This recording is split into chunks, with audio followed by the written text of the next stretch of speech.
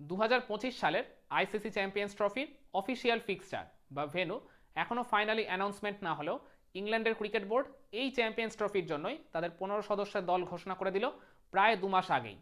শুধু চ্যাম্পিয়ন্স ট্রফির জন্যই নয়, তার আগে ভারতের বিপক্ষে যে 3 ম্যাচের ওডিআই সিরিজ আর 5 ম্যাচের টি20 সিরিজ রয়েছে, এই 2 সিরিজের দলও তারা ওই একই সাথে ঘোষণা করে দিয়েছে।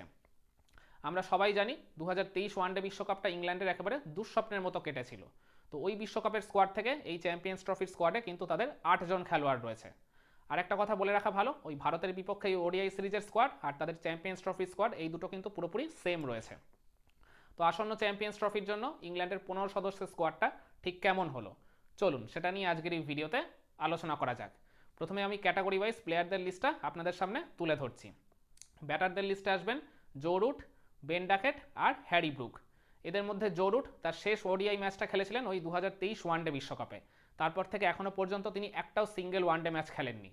তার মানে হিসাব মতো ওই ভারতের বিপক্ষে তো চ্যাম্পিয়ন্স ট্রফির আগে 3টে ম্যাচের ওডিআই সিরিজ রয়েছে, তো ওইখানে খেলে ওই চ্যাম্পিয়ন্স ট্রফির মহড়াটা তিনি সেরে নিতে পারবেন।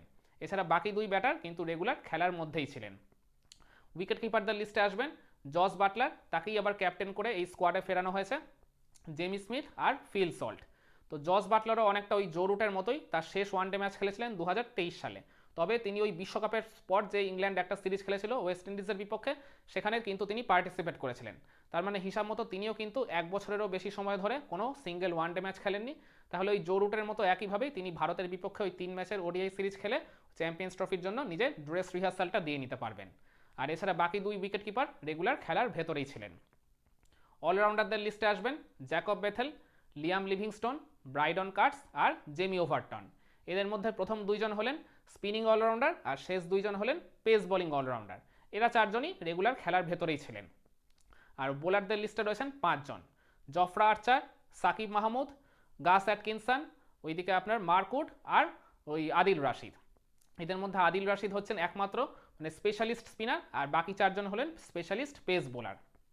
তার মানে হিসাব মতো ইংল্যান্ডের এই 15 সদস্যের স্কোয়াডে মানে 2জন স্পিনিং অলরাউন্ডার, 2জন পেস বোলিং অলরাউন্ডার রয়েছে, 4জন স্পেশালিস্ট পেসার রয়েছেন আর 1জন স্পেশালিস্ট স্পিনার রয়েছেন। তো বেশ একটা ব্যালেন্স স্কোয়াডই তাদের হয়েছে বলা চলে। এছাড়া রিসেন্ট পাস্টে ইংল্যান্ডের হয়ে যারা রেগুলার ওডিআই ম্যাচেস খেলেছেন তাদের অনেকেই কিন্তু এই চ্যাম্পিয়ন্স ট্রফি স্কোয়াডের সুযোগ পাননি। ওই ম্যাথিউ পটস, স্যাম কারান কিংবা উইল জ্যাক্স এদের মতো প্লেয়াররা। তো তাদের মধ্যে আমি সবচেয়ে অবাক হয়েছি স্যাম কারানকে এই স্কোয়াডে দেখতে না পেয়ে। স্যাম কারানের মতো একজন বোলিং অলরাউন্ডার যে কোনো দলের কাছেই কিন্তু বড় অ্যাসেট। তো স্যাম কারান কিন্তু এর আগে ইংল্যান্ড যে ওডিআই সিরিজটা খেললো ওয়েস্ট ইন্ডিজের বিপক্ষে, সেখানে কিন্তু তিনি মোটা দাগে বেশ ভালোই পারফর্ম করেছিলেন। মানে টপ স্কোরারদের লিস্টে তিনি ওই জায়গায় প্রথম 5-এর মধ্যেই ছিলেন। তো তারপরেও তাকে এই স্কোয়াডে যে কেন রাখা হলো না, মানে সেটা আমাকে যথেষ্ট আর কি অবাক করেছে। তার কোনো ইনজুরিরও কিন্তু সমস্যা ছিল না। এছাড়া বেন স্টোকস মানে তাকে আর কি প্রবলভাবে চেয়েছিল ইংল্যান্ডের টিম ম্যানেজমেন্ট, কিন্তু এই নিউজিল্যান্ডের বিপক্ষে ইংল্যান্ড যে আর কি একটা টেস্ট সিরিজ খেললো, ওই লাস্ট টেস্টে তিনি মানে হ্যামস্ট্রিংয়ের ইঞ্জুরিতে পড়েছেন। তো ওই হ্যামস্ট্রিংয়ের ইঞ্জুরির জন্যই তাকে আর ইংল্যান্ডের নির্বাচকরা এই চ্যাম্পিয়ন্স ট্রফি স্কোয়াডে রাখেননি। এছাড়া ইংল্যান্ডের অন্যতম 2 সিনিয়র প্লেয়ার ক্রিস ওকস আর জনি বেয়ারস্টকেও কিন্তু এই স্কোয়াডে রাখেননি তাদের সিলেক্টররা। আর ইংল্যান্ডের এই যে 15 সদস্যের দল, সেখান থেকে তাদের সম্ভাব্য একাদশ বা বেস্ট পসিবল প্লেয়িং 11টা ঠিক কেমন হতে পারে বেশিরভাগ ম্যাচে, চলুন সেটাও আপনাদের সামনে তুলে ধরছি। তাদের হয়ে ওপেন করবেন যথাক্রমে ফিল সল্ট আর বেন ডাকেট। এই 2জন ইংল্যান্ডের হয়ে এর আগে বেশ কয়েকটা সিরিজ ধরে কিন্তু রেগুলার ওপেন করে আসছেন। আর তাদের এই জুটিটা কিন্তু তুলনামূলকভাবে ওই জায়গায় বেশ সফলও বলা চলে মোটা দাগে। তাই আমার মনে হয় এই 2জনেই যখন স্কোয়াডে রয়েছেন, তাই টিম ম্যানেজমেন্ট এই 2জনকেই চ্যাম্পিয়ন্স ট্রফিতে ওপেন করার সুযোগ করে দেবেন।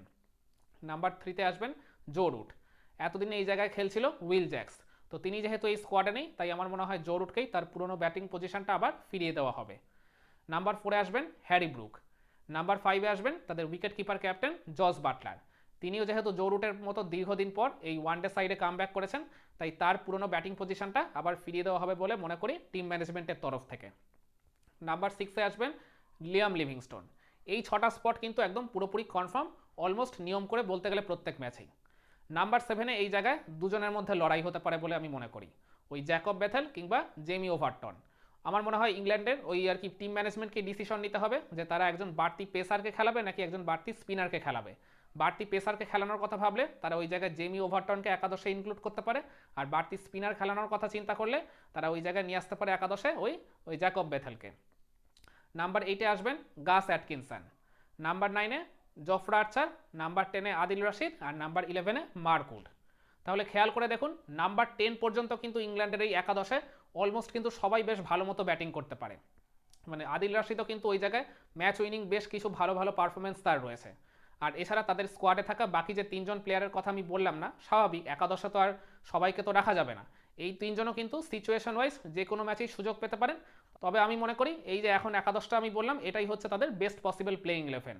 তাহলে আরেকবার আমি রিপিট করে দিই, তাদের হয়ে ওপেন করবেন ফিল সল্ট আর বেন ডাকেট, নাম্বার 3-তে জো রুট, নাম্বার 4-এ হ্যারি ব্রুক, নাম্বার 5-এ wicket keeper captain Jos Buttler, number 6-এ লিয়াম লিভিংস্টোন, নাম্বার 7-এ ওই জ্যাকব ব্যাথেল কিংবা জেমি ওভারটনের মধ্যে একজন, নাম্বার 8-এ গাস অ্যাটকিনসন, নাম্বার 9-এ জফরা আর্চার, নাম্বার 10-এ ওই আদিল রাশিদ আর নাম্বার 11-এ মার্ক উড। তো এটাই সম্ভবত তাদের একদম সেরা একাদশ হতে পারে এই চ্যাম্পিয়ন্স ট্রফির জন্য। তো 2023 ওয়ানডে বিশ্বকাপে কোনো এক অজানা কারণে তাদের হয়তো ভরাডুবি হয়েছিল, কিন্তু ভরাডুবি হলেও তাদেরও ওই স্কোয়াডটা কিন্তু যথেষ্ট শক্তিশালী ছিল। তো আমার মনে হয় এইবারও তারা যথেষ্ট একটা শক্তিশালী ব্যালেন্সড স্কোয়াড নিয়ে তারা খেলতে নামছে। তো আমি মনে করি ইংল্যান্ডের এই স্কোয়াডের বেশিরভাগ প্লেয়াররা যদি ধারাবাহিকভাবে তাদের নিজেদের সেরাটা দিয়ে যদি পারফর্ম করতে পারে, তাহলে যে কোনো টিমের জন্যই তারা কিন্তু দুঃস্বপ্ন হয়ে উঠতে পারেন। তো আপনারা কি মনে করেন এই আসন্ন চ্যাম্পিয়ন্স ট্রফির জন্য ইংল্যান্ডের এই যে 15 সদস্যের স্কোয়াড, কিংবা এই স্কোয়াড থেকে আমি তাদের যে সম্ভাব্য একাদশটা এখন আপনাদের সামনে তুলে ধরলাম, এগুলো কি পুরোপুরি ঠিকঠাক আছে, নাকি আপনারা এই জায়গায় কোনো অদল বদল দেখতে চান? কমেন্ট করে আপনার মতামতটা জানাবেন নাকি।